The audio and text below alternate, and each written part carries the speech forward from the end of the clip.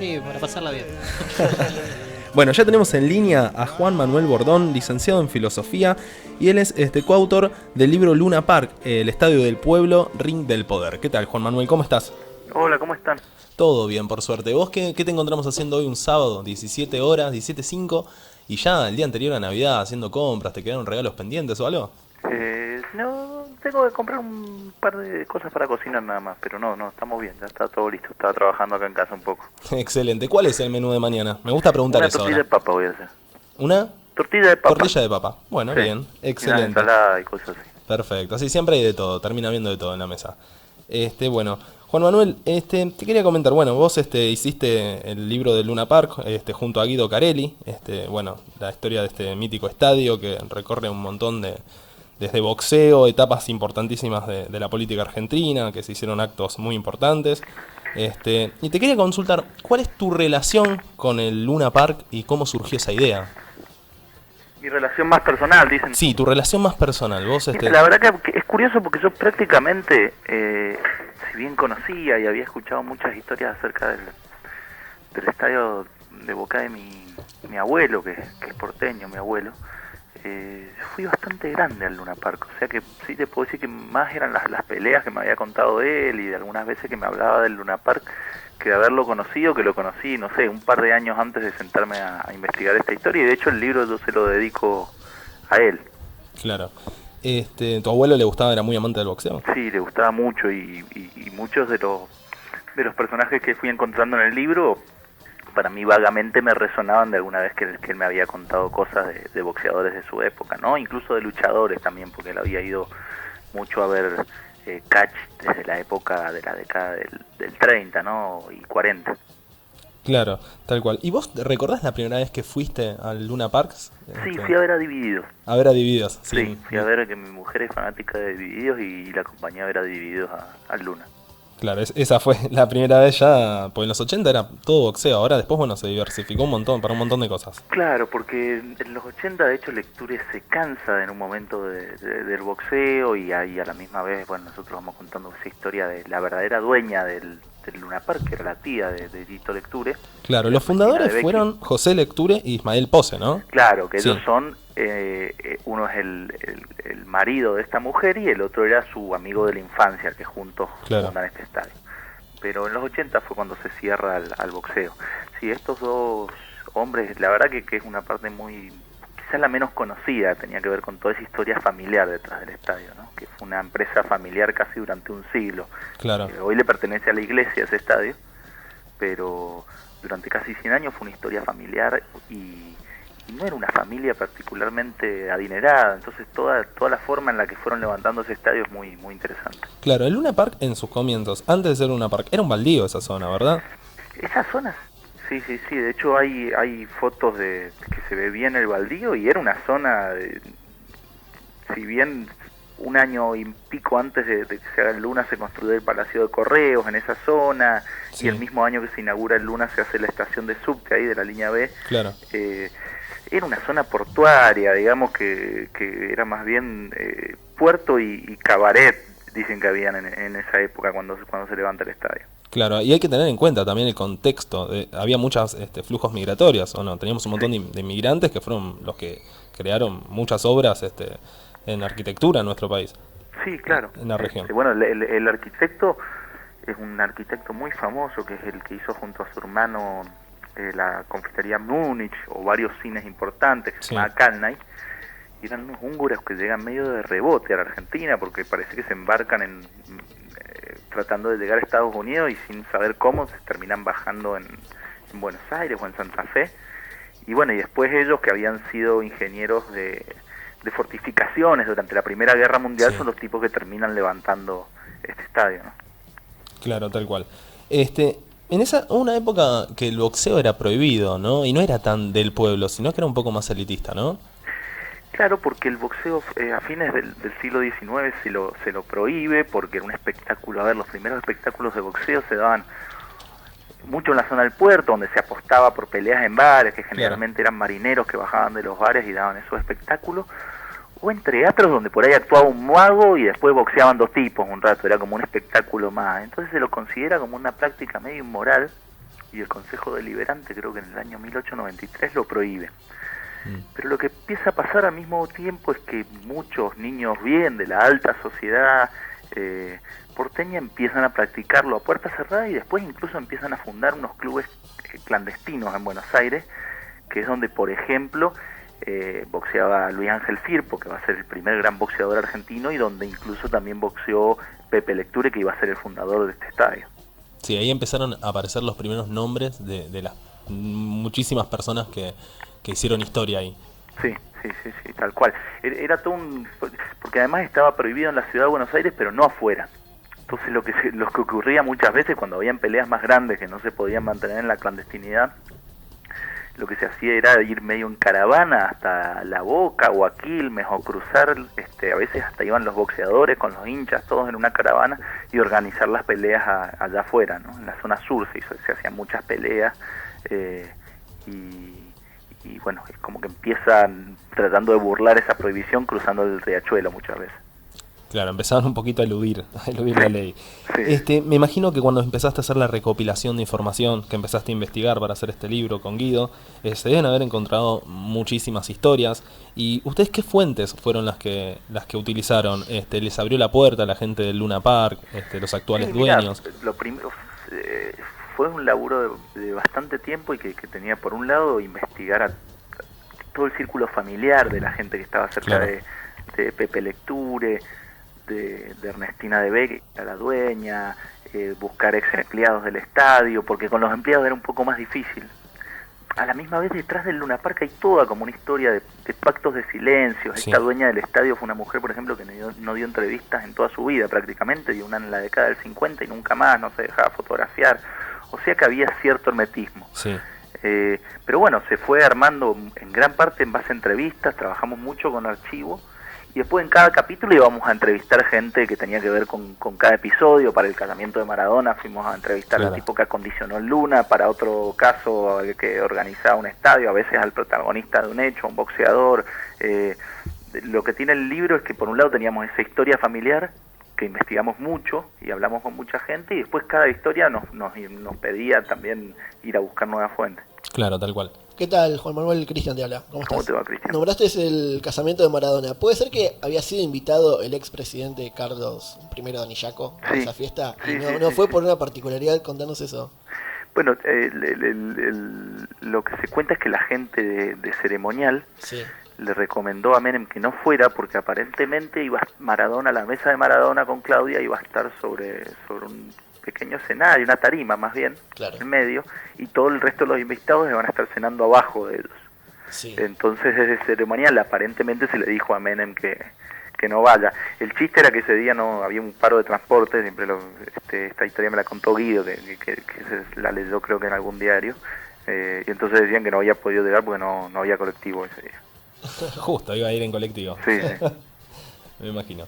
De esta recopilación que tuviste que entrevistar a tantas personas, hay muchas historias que las conocemos, o que no tantos quizás en tan profundo detalle, pero son conocidas, pero te debes haber encontrado con alguna que la verdad no debe conocer nadie y te debe haber llamado mucho la atención. ¿Cuál es, por ejemplo, alguna? A ver, una historia más secreta. Yo no sé si más desconocida, pero a mí un personaje que me fascinó y sobre el que en algún momento, yo no lo creo, pero que sentía que faltaba, era la historia de Justo Suárez, que de alguna manera es el boxeador sobre el cual se construye el Luna Park, y él alcanza a pelear una sola vez ahí, que es cuando pierde su título argentino y comienza su debacle. Pero Justo Suárez fue probablemente el primer gran ídolo popular del deporte argentino. Era un tipo que tenía su propia hinchada, que la gente se movía en multitudes para ir a verlo, y también tuvo como un final muy desgraciado, ¿no? Fue como, también en eso fue un ícono de muchos grandes héroes del deporte argentino. Antes que Gatica, antes que todo, tuvo una vida de mucha gloria muy joven y de mucha desgracia, y una muerte a los 28 años, creo. Se da bastante también que los boxeadores vienen, de lugares a veces muy carenciados o de muchas faltas, les faltan muchas cosas, pero suelen tener muchas en su vida, terminan trágicamente muchas veces, al menos es como un común que encontré en las pocas vidas de boxeadores que conozco. Sí, y hay muchas que sí, ¿no? Uno puede pensar en Gatica, que recién hablábamos, bueno, obviamente Monzón. Sí. Sí, hay muchísimas historias de esas entre los boxeadores. La verdad que los que realmente terminaron bien, bueno, hay algunas historias. A Cavallo fue un tipo que se retiró bien en un buen momento y después se dedicó a otras cosas en su vida. Hubo algunos más, pero sí, la verdad que en general me parece que es difícil, ¿no? Además del boxeo hubo muchos eventos de otras cosas, ¿no? Estuvo el gran circo de Rusia, de Moscú, ¿puede ser? Sí, el circo de Moscú era yo no había visto mucho, empecé a ver videos Sí. y algunas películas que me pasaron y en un espectáculo increíble. Además se transformaba toda la zona, se armaba una especie de zoológico alrededor del Luna Park, Sí. porque los osos y el resto de los animales estaban ahí afuera del Luna Park, se armaban estas jaulas y bueno, dicen que era un espectáculo impresionante y se cuenta también que un día se escapó uno de los osos de una función, salió por la calle de Bullard medio caminando con el bozal, pero que lo tuvieron que ir a buscar a la calle. Aparentemente entre los que los tuvieron que traer de vuelta estaba Pocho Masitelli, que era el marido de Mercedes Sosa, que trabajaba en estos espectáculos porque tenían alguna relación con el PC, ¿no? Sí. Qué julepe, estoy esperando el 140, parece un oso. Sí, te aparece uno de estos Sí, osos, ¿no? salís corriendo. Increíble. Y también hubo un gran evento por decirlo de una manera, un acto del nazismo, Sí. uno de los más grandes del mundo, tengo entendido que fue de la historia. Sí, aparentemente es el acto nazi más grande que hubo fuera de Alemania. Sí.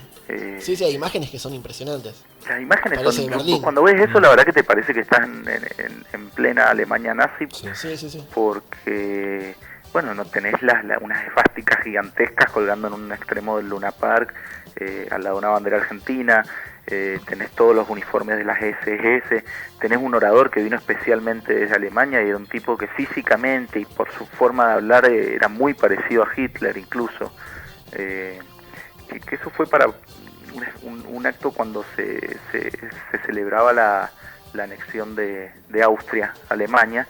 En casi todo el mundo se pudo votar y los alemanes pudieron votar. En la Argentina hubo todo un conflicto con eso y finalmente no se les permitió votar, pero sí se hizo ese acto que hubo muchos incidentes, ¿no?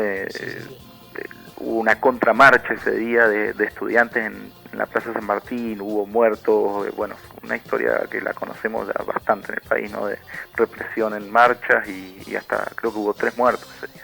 ¿Y hay algún registro o algo, algún dato, algún rumor quizás de alguna personalidad importante de la época que haya asistido a esa? Y estaba, el que estaba era Noble, ¿no? Quien iba a ser después fundador de Clarín, sí. Wow. Y estaba creo que Manuel Fresco, ahora no recuerdo exactamente, pero habían algunos referentes del nacionalismo, de lo que iba a ser ciertos grupos políticos argentinos, ¿no? Yo no estoy seguro, puedo estar equivocado, pero creo que estaba Manuel Fresco también. El que siempre se cuenta es eso, es de Noble.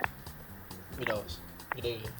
Sí, muy loco. Si esta no es una de las cosas, qué sé yo, no sé si, no es raro, pero bueno, una de las cosas que más resaltan que de eventos que hayan habido ahí, ¿qué es lo más raro que encontraste ahí en esa investigación?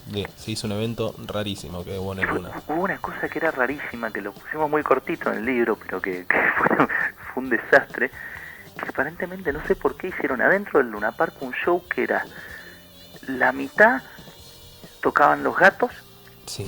y después dejaban de tocar unos temas los Gatos y entraban estos camiones, estos autos que se chocan y se pasan por encima. Sí. Monster Truck. Muy, Monster qué Truck. bien. muy Y yankee. después volvían a tocar los Gatos.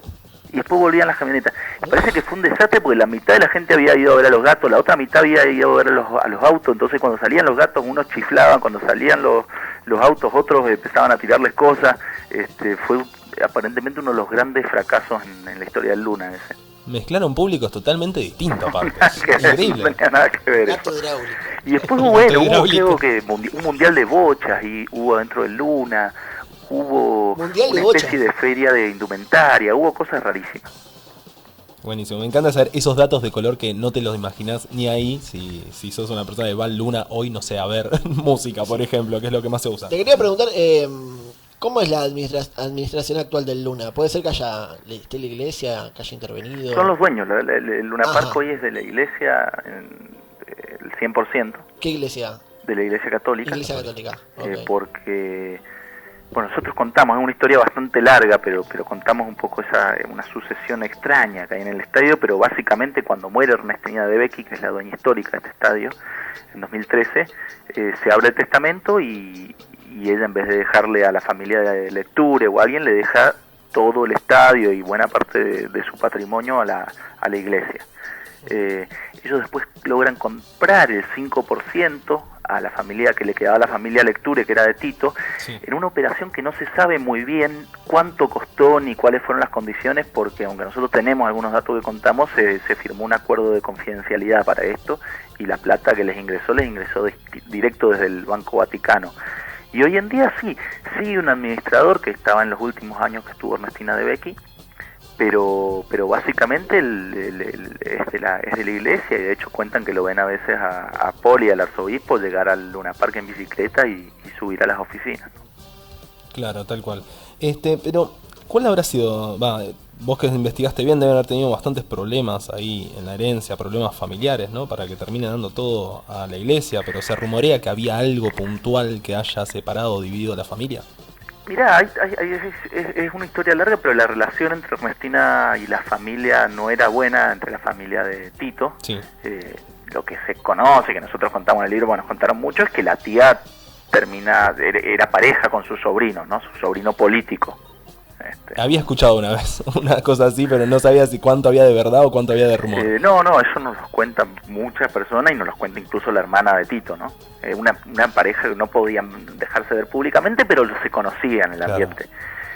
Claro. Exactamente cuál es el problema, bueno, hay varias hipótesis, pero que lo que estaba claro es que ella no quería mucho a los Lecture, salvo a Esteban Libera, que es un sobrino de Tito que laburó, no tenía buena relación con la familia, y de hecho lo que hace en esa herencia es lo único que le deja a la familia Lecture, es el nicho que está en la Chacarita, donde está enterrado no solo Tito, sino bueno, el marido de Ernestina, están varios parientes, y eso es lo único que le deja a la familia Lecture, que cuesta un montón de guita mantenerlo, y ella pide específicamente que la entierren en otro lugar. Es casi un chiste póstumo que les hace a esta gente, ¿no? Claro, como ni quiere tenerlos cerca ni de muerta. Sí, no los quería tener ni muerta cerca. Se nota entonces que estaban bien divididos ahí. Pero bueno, en la historia también hay muchas sospechas sobre cómo se produce ese testamento. Hay un par de testamentos intermedios, hay incluso un testamento donde una parte del Luna Park le iba a la obra del Padre Grassi. Cuando estalla el escándalo del Padre Grassi se arma un tercer testamento. Sí. Entre los testigos hay un abogado del arzobispado, lo cual es raro que en un testamento la persona que va a recibir a la misma vez esa herencia, o un representante de esa institución como testigo. Hay toda una trama de denuncias y cosas que finalmente en este acuerdo que se hizo entre la familia y la iglesia se cerró y se terminó ahí, ¿no? Claro, tal cual.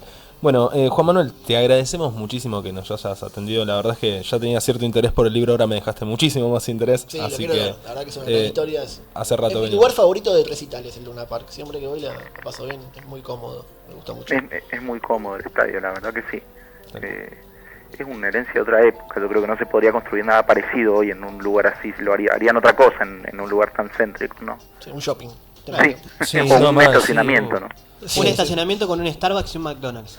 No, sí, pero es uno de los lugares más emblemáticos de Capital, pero por lejos. Juan Manuel, te agradecemos muchísimo que nos hayas atendido, te mandamos un fuerte abrazo y tengo muchas felicidades ahí con tu familia. Y bueno, buen fin de semana, un abrazo grande. Muchas gracias. Chao.